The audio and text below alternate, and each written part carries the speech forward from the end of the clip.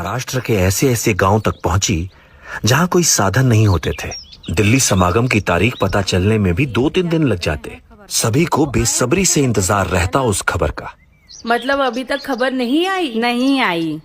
तू ही निरंकार. तुम्हीच विचारा ना त्यांना. हो विचारते.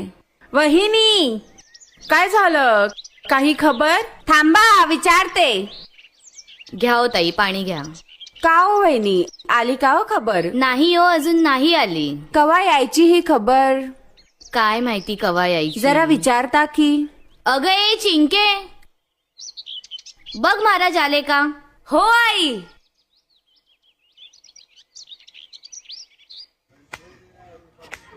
काका महाराज आले का? नाही अजून.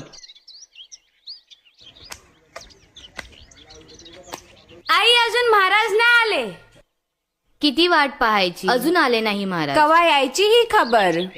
ओ वहिनी, नाही आली हो अजून खबर. तुही निरंकार. महाराज खबर आ गई, बड़ी कृपा. तुही निरंकार. चिंकी खबर आ गई. आई, खबर आली. वा वा वा. वहिनी, खबर आली. तू ही निरंकार.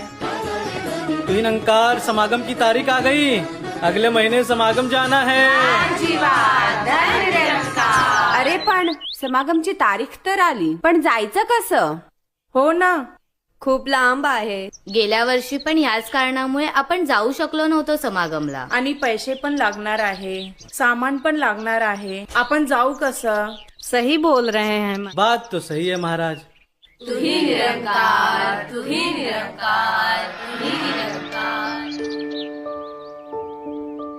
दिल्ली समागम जाने का उत्साह तो बहुत था, पर क्या करें, कैसे जाएं, कुछ समझ नहीं आ रहा था। अरे भाई, किसी को दूध चाहिए? नहीं। ठीक है भैया, 50 मील से आया हूँ.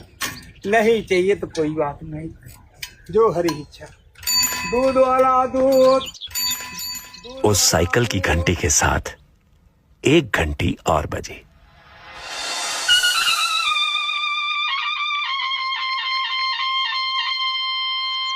जो बोले तिस भैया. निरंकार जी.